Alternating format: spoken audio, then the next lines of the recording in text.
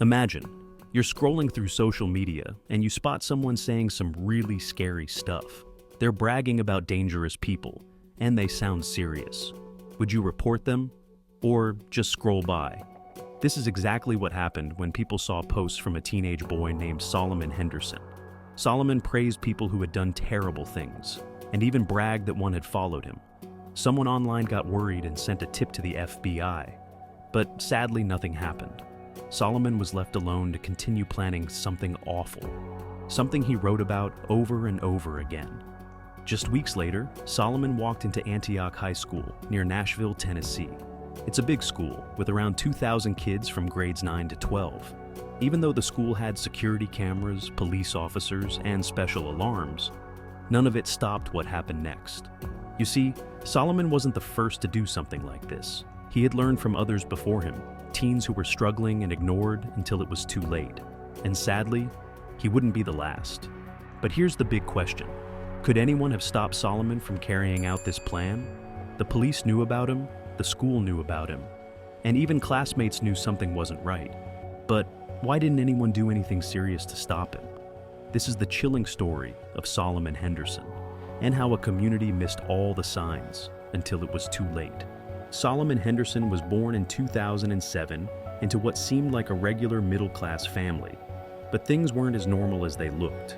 Growing up, Solomon claimed that his parents belonged to a group called the Black Hebrew Israelites, a small religious group who believes African Americans are the true descendants of people in the Bible. But life at home wasn't happy. Solomon said his mom often hurt him, sometimes even using dangerous objects to scare him. One time, when he was only 13, Solomon got into trouble for hitting his mom. She had asked him to clean the yard, and things got out of control. Police had to step in, charging Solomon with assault.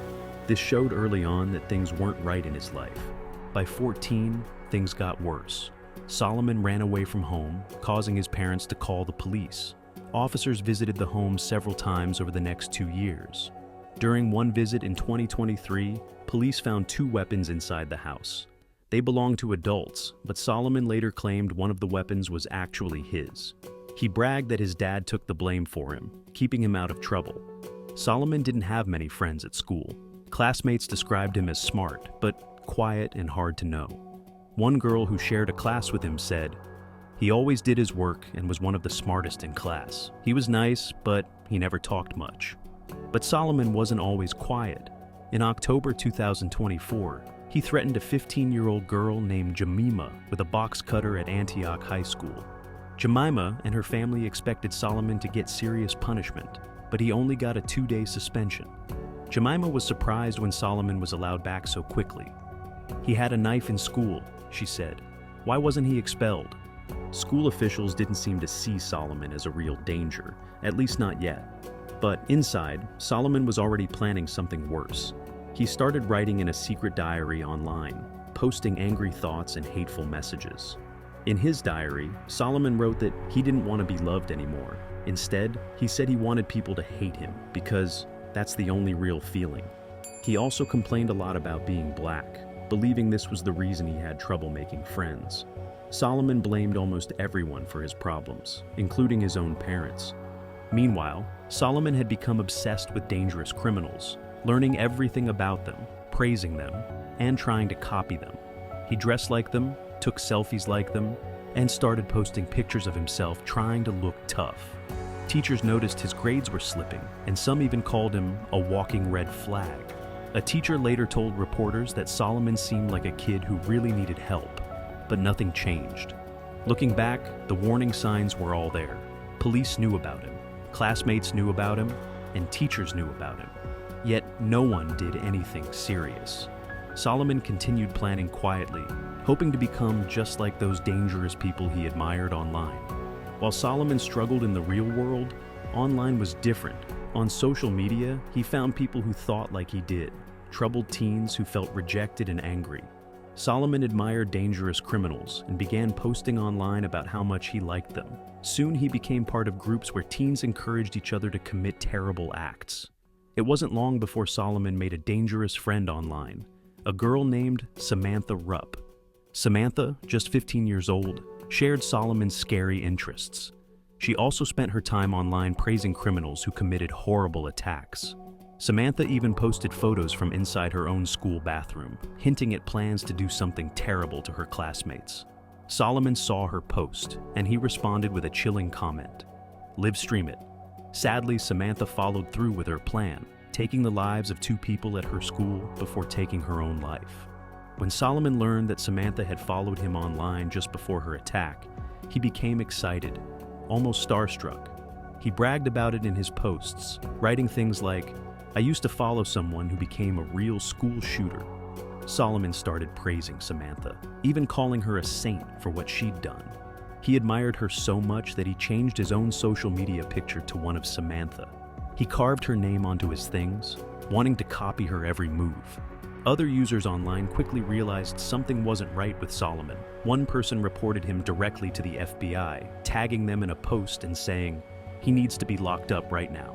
But sadly, the FBI never acted on that tip. Instead, Solomon was left free to plan, and things got worse from there.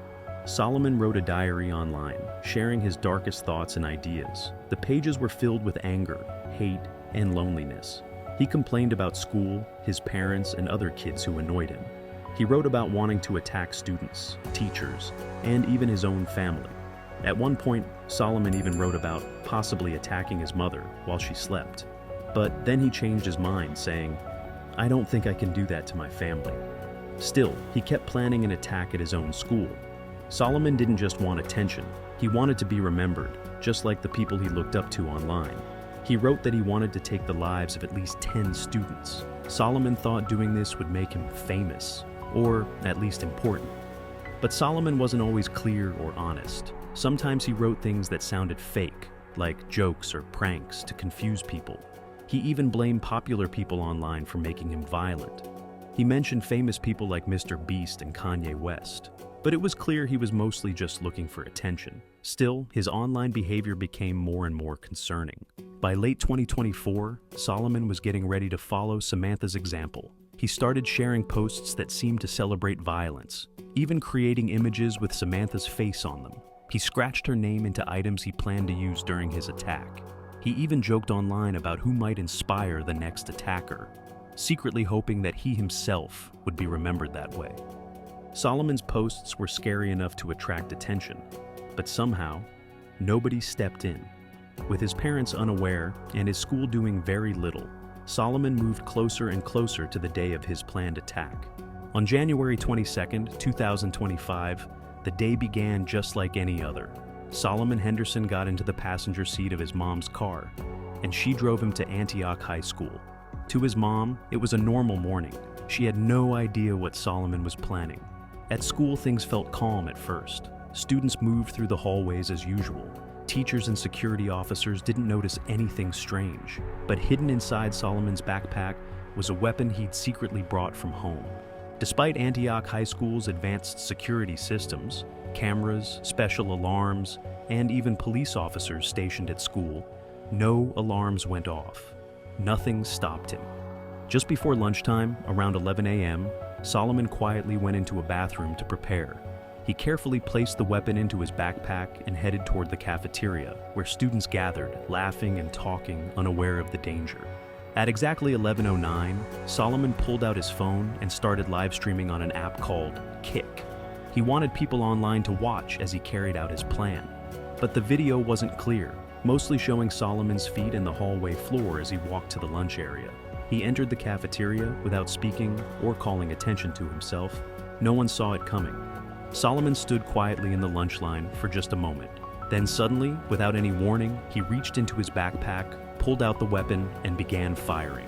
Chaos filled the cafeteria instantly as students ran and hid wherever they could. The first student Solomon targeted was a 16-year-old girl named Jocelyn Correa Escalante. She lost her life right there in the cafeteria. 2 other students got injured as they tried to escape, but thankfully, both would later recover. Solomon's entire attack lasted only 17 seconds, but to students and staff, it felt like forever. After realizing his plan wouldn't continue as he expected, Solomon quickly ended his own life just as police arrived. When Solomon fell to the floor, his phone kept recording, but the camera faced downward, leaving the live stream dark. students could still be heard panicking, with teachers and police trying to calm things down.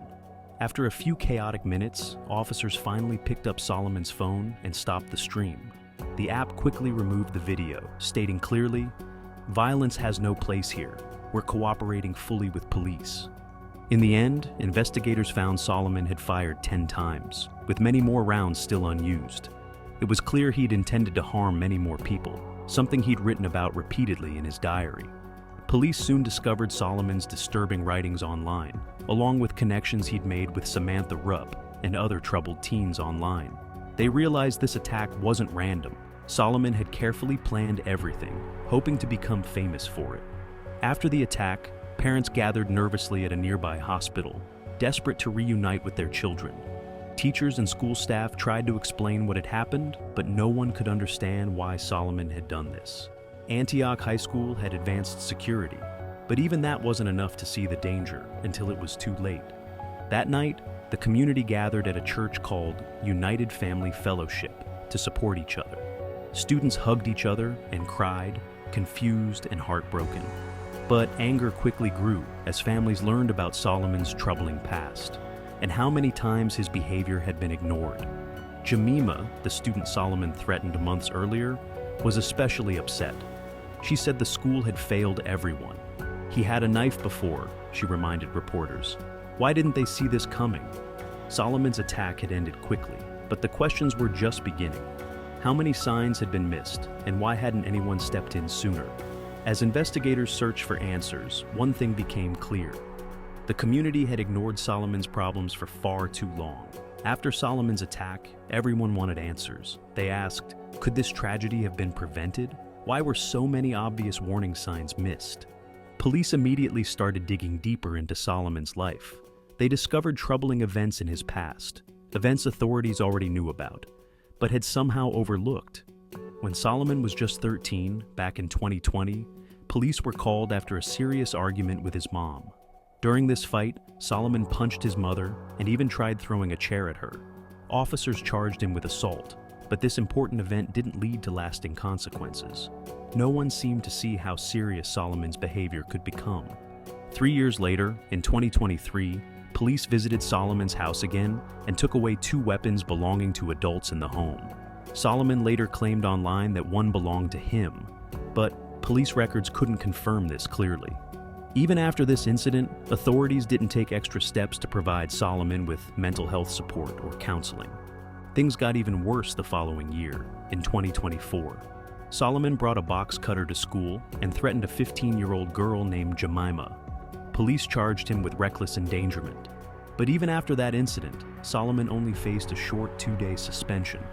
Jemima felt shocked and upset, wondering why Solomon wasn't expelled after something so serious. Her family had chosen not to press charges, hoping instead the school would provide Solomon with counseling. But now Jemima's mother deeply regrets that choice. She said publicly, "I wish we'd gone to court. Maybe then he would have gotten help. The school let everyone down." Teachers also noticed Solomon's problems at school. His grades dropped sharply and he began to isolate himself, clearly sensing something was wrong. Yet, despite clear rules about handling these situations, Solomon never received a proper threat assessment. That meant nobody was carefully watching his online posts or monitoring his behavior in school. Experts reviewing the case pointed out serious mistakes made by the school and authorities. They explained that threat assessments, formal evaluations to check if students pose real danger, should have been required, especially after Solomon's past behavior. Melissa Nelson, a school safety expert, explained how these assessments help troubled kids early by getting them counseling or support. When kids show signs of anger or trouble, she said, we need to step in quickly, not later when it's too late. In Tennessee, strict rules usually punish even small threats severely. For instance, younger kids have been expelled or arrested for pretend threats that never put anyone in real danger. But Solomon, who actually brought a dangerous object to school, didn't face serious consequences. Judge Sheila Calloway from Davidson County Juvenile Court explained this is exactly the type of real threat police should focus on, but sometimes miss due to too many false alarms.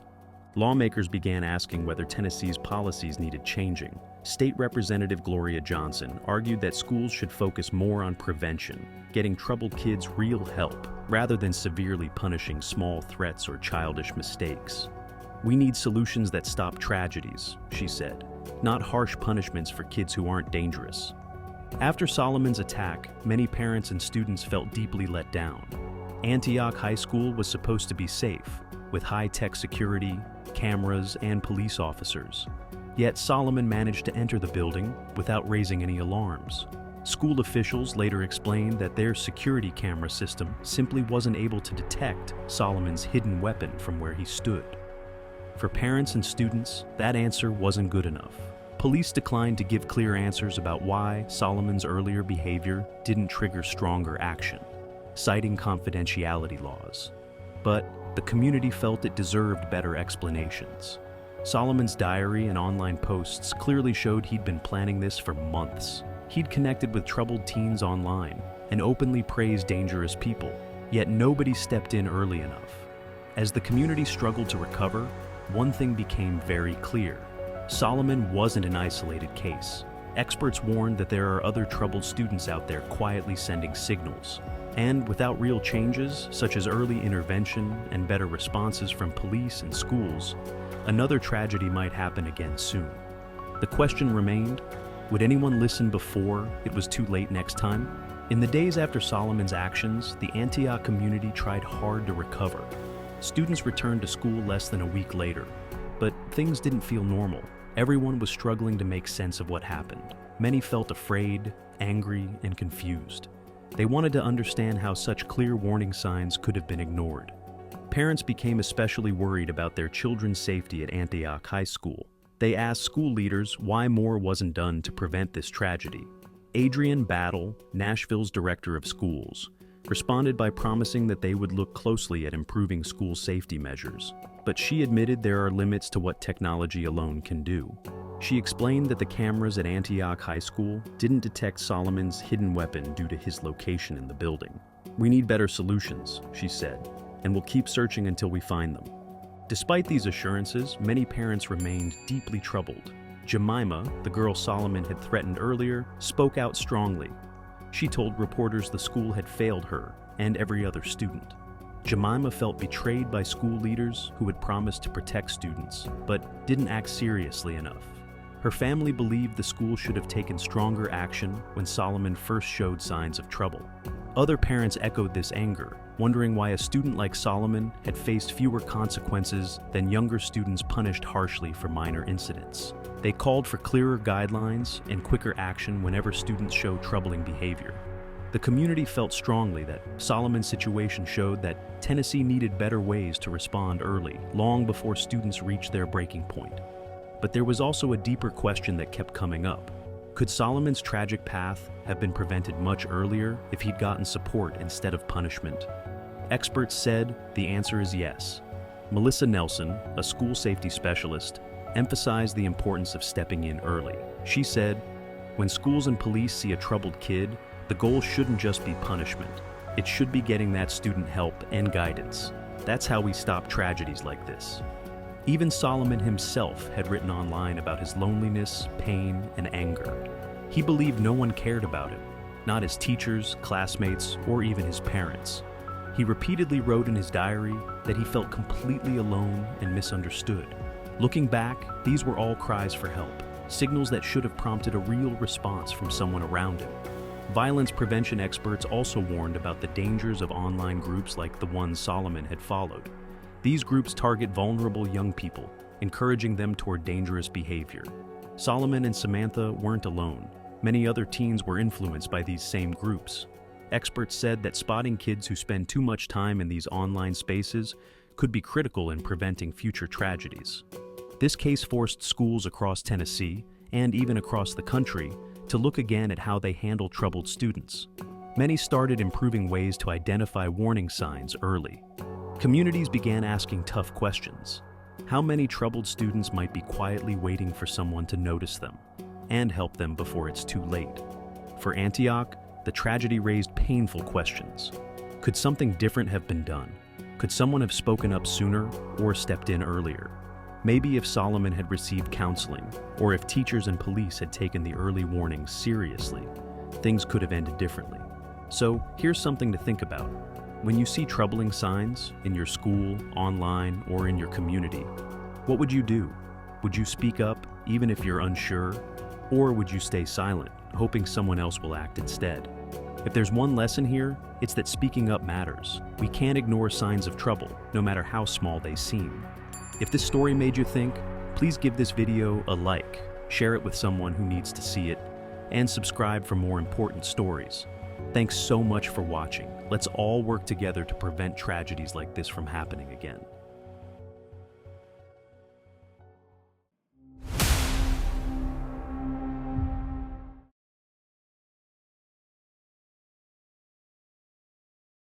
Tragedies in schools are something we see far too often. But what happens when the person behind the violence isn't who we'd typically expect? In December 2024, something rare and shocking happened at the Abundant Life Christian School in Madison, Wisconsin. This small, private school was supposed to be a safe place for kids who felt left out or bullied elsewhere. Nobody imagined that a quiet 15-year-old girl named Natalie Rupnow, known by her classmates as Samantha, would change everything in a matter of minutes.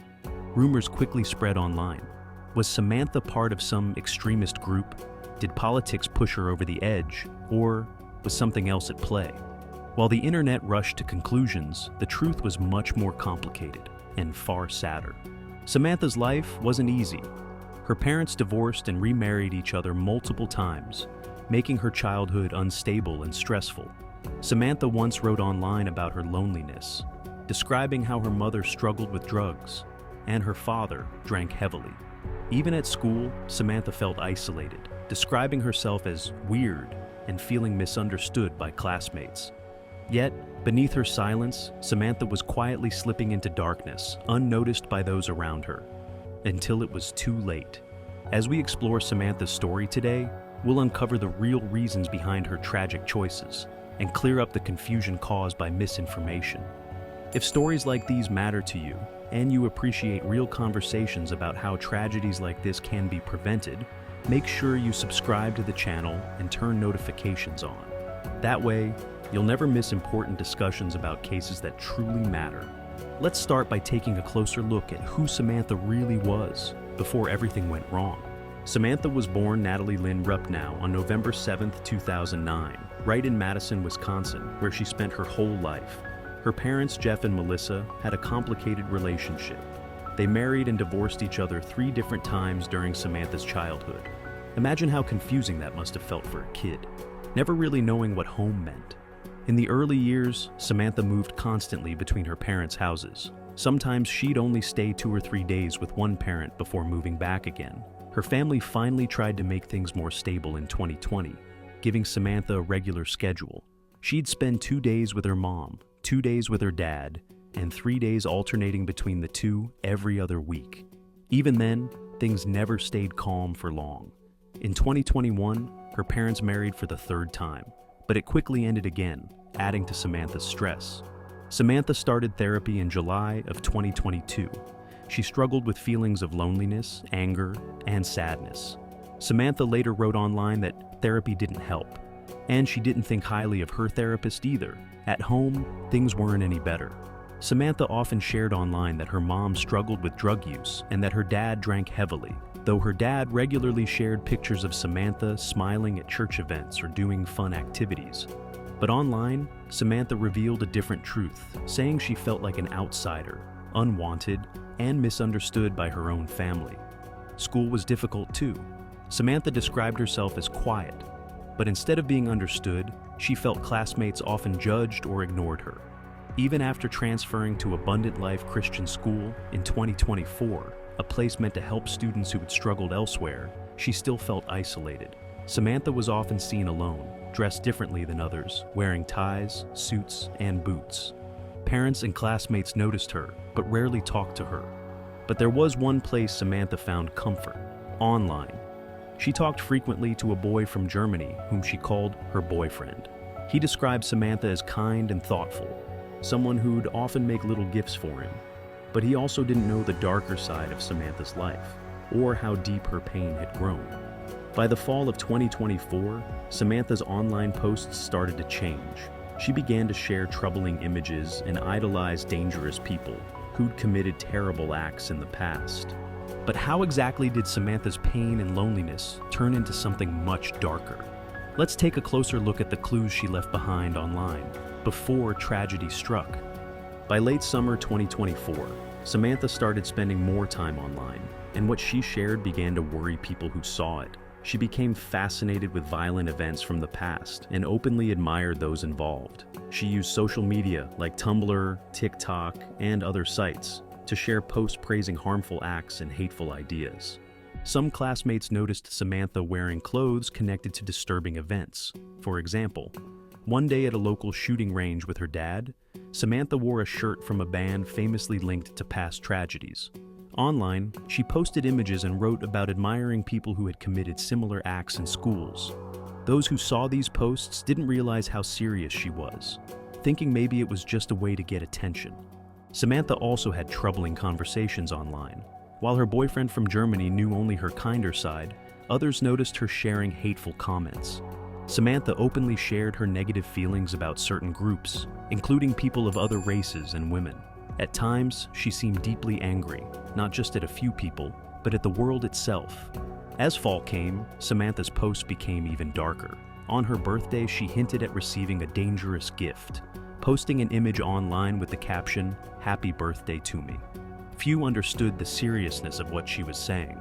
She also had a habit of using profile images of past attackers, almost like heroes she admired. One of her accounts had the profile picture of a person who carried out a tragic event in Russia. On another site, Samantha shared graphic videos that should never have been shared. Her followers were disturbed, yet most dismissed it as online drama, just a troubled teen seeking attention. Around this time, Samantha wrote a 6-page document called War Against Humanity. Inside, she shared angry thoughts about society, classmates, and even her family, blaming everyone else for the hurt she felt inside. She admired dangerous people who'd done terrible things, calling them saints. Samantha wrote clearly that she planned to follow in their footsteps, and she planned it alone. Then, on the morning of December 16th, Samantha posted one final video of the rain falling gently in her yard. She captioned it with a haunting sentence, "May I die like how beautiful the rain is." Just hours later, she brought 2 hidden weapons to school. She sent her final written thoughts to her boyfriend, who wouldn't see them until it was already too late. But why did no one around Samantha realize how serious things had gotten? And could someone have stopped her before she reached that point? To find answers, we must look carefully at what happened next, step by step, on that painful day. December 16th, 2024, began like any ordinary day at Abundant Life Christian School. Students arrived for class, looking forward to their last school day before Christmas break. Teachers were busy preparing for holiday activities, unaware of the tragedy that was about to unfold. At around 9:30 in the morning, Samantha quietly sent a final message to her online boyfriend, attaching the troubled document she had written. He didn't see it right away, leaving Samantha's words unread. Just over an hour later, Samantha posted a picture on social media. In the photo, she sat quietly at school, holding up a hand gesture often linked to hateful beliefs. But to her classmates, it appeared harmless. Minutes later, Samantha tried sharing her written thoughts publicly. Due to a mistake, however, no one could access the link, and people online dismissed it as a failed attempt at attention-seeking. With her messages unread and her posts unnoticed, Samantha stepped into a busy study hall filled with students of various ages. A substitute teacher named Aaron West was managing the room that morning, unaware of Samantha's hidden intentions. At around 10:57 a.m., Samantha suddenly pulled out a hidden weapon and began firing, catching everyone completely off guard. Aaron was the first person struck, tragically losing his life instantly. Samantha kept firing, hitting several students who had little time to react or escape. In the hallway, students described panic and confusion. 8-year-old Nora was changing her shoes when she heard loud noises and screams. Terrified, she recalled hearing a teacher nearby crying out for help. 6th grader Adler Charles, hiding in a locked classroom, said he heard loud noises and sobbing as the entire school went into lockdown. Within minutes, a teacher bravely called emergency services. alerting them of the urgent situation. Police rushed to the scene, arriving just 3 minutes after receiving the call. But the damage had already been done. After firing several rounds, Samantha turned her weapon on herself. By the time officers reached her, she was badly wounded and unresponsive. First responders attempted to save her, but Samantha passed away on the way to the hospital. Aaron West and a 14-year-old student named Ruby Patricia Vergara, known by friends as Ruby, tragically lost their lives that morning. Several others were seriously injured and rushed to nearby hospitals, fighting to survive. In just a few short minutes, the quiet and safe atmosphere of Abundant Life Christian School was shattered forever. Students, teachers, and the entire community would now face a long, painful journey toward healing and recovery. Yet, even as police worked carefully to understand the reasons behind this devastating day, many questions lingered. Were there opportunities to intervene that everyone missed? And how can tragedies like these be prevented in the future? To answer these important questions, we must carefully examine what investigators discovered next, and how the community tried to heal afterward. In the hours and days following the tragedy, confusion and misinformation spread quickly online. People on social media rushed to explain what had happened, often without facts or evidence. This led to a flood of rumors, adding even more pain for the victims' families and the entire Madison community. One rumor suggested Samantha was transgender, which spread widely on social media. Police Chief Sean Barnes quickly responded, clarifying that this detail wasn't accurate or even important. He urged the public to focus on what truly mattered, understanding how such a tragedy could happen, and finding ways to support those affected. Other false rumors claimed Samantha supported extreme political views. Some said she belonged to specific groups or movements, though investigators found no proof to support those claims. Sadly, these stories continued to spread online despite being clearly disproven. Amid this confusion, law enforcement carefully looked into Samantha's background and home life. They searched the homes of both her parents, hoping to understand how Samantha had obtained the weapon used that day. Police quickly learned Samantha had access to her father's secure storage, though exactly how she gained access remained unclear. Samantha's parents cooperated fully with investigators, devastated by what had occurred. Police and FBI agents also examined Samantha's online history closely. They discovered troubling posts, messages, and pictures that showed her fascination with past violent events. It became clear Samantha had found a dangerous sense of belonging online, connecting with others who shared similar negative views. Investigators worked to identify these connections, hoping to prevent further tragedies. As police pieced together Samantha's final months, they uncovered messages between her and other troubled young people online. One of them, a young man from California named Alexander, was arrested after authorities learned he planned a similar event. Investigators believe Samantha and Alexander had encouraged each other's harmful ideas, highlighting the hidden risks of online friendships.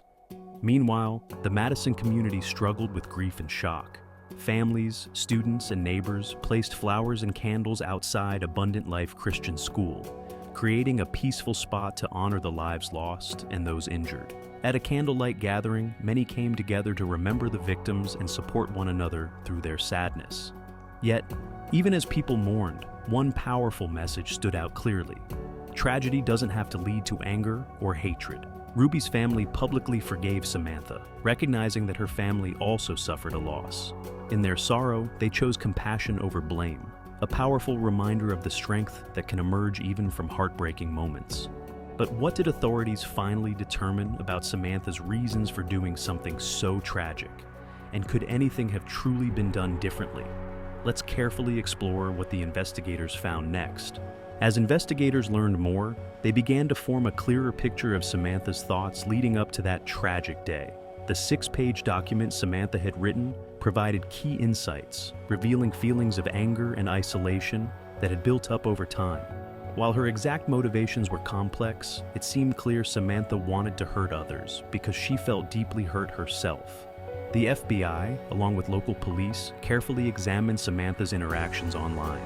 Despite uncovering these troubling details, police confirmed Samantha acted alone on the day of the event. Her family members were heartbroken and shocked, unaware of Samantha's deeper pain or the darker connections she had formed online. Investigators stressed that Samantha's family were not considered responsible for what had happened, though how she gained access to the weapons remained under careful examination. In the aftermath of this tragedy, the Madison community came together, determined to heal and support one another. Local leaders immediately took action to comfort those affected, promising to make important safety improvements in schools across the area. Families, neighbors, and officials alike wanted to ensure something like this would never happen again. Abundant Life Christian School brought in counselors and experts to help students and staff manage their feelings. Special sessions allowed children to safely share their thoughts, ask questions, and learn how to cope with their sadness. Teachers and parents received additional guidance on how to recognize when students might be quietly struggling, emphasizing the importance of talking openly about feelings and challenges.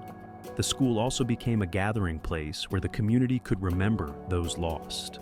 Erin West was lovingly remembered as a caring teacher who often went above and beyond. Families spoke of how he always showed kindness and patience, truly making a positive difference.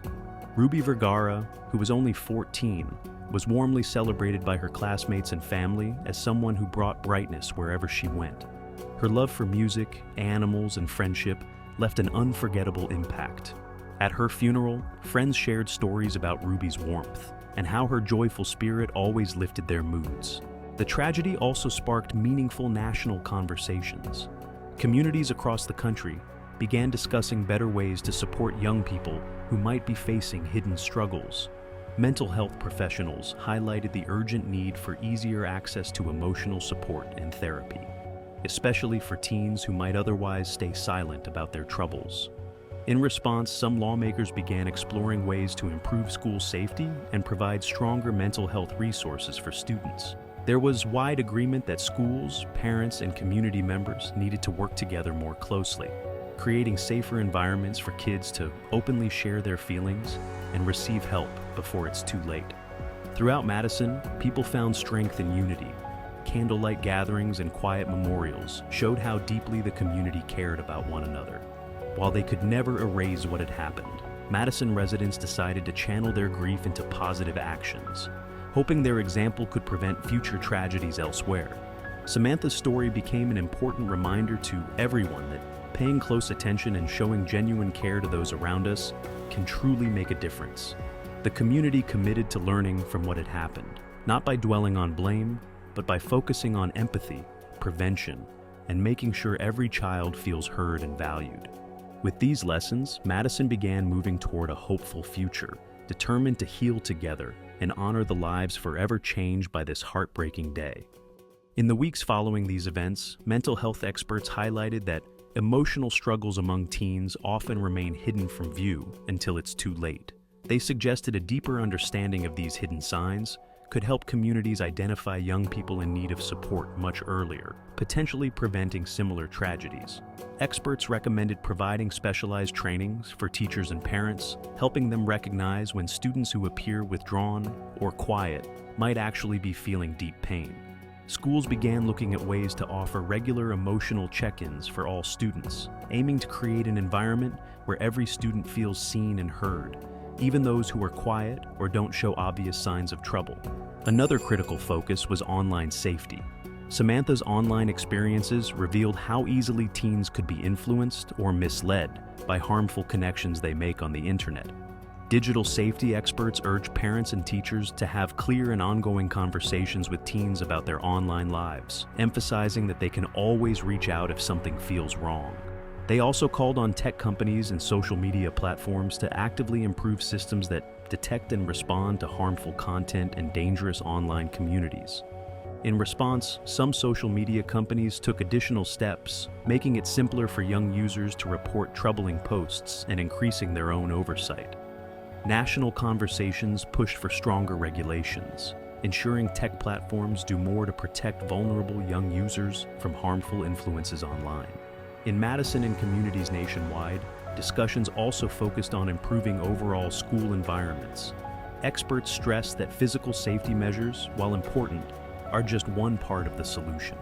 A truly safe school, they emphasized, must also build emotional safety, an atmosphere where every child feels connected and supported by peers and staff. This sense of belonging is essential for preventing feelings of isolation and loneliness from developing into something dangerous.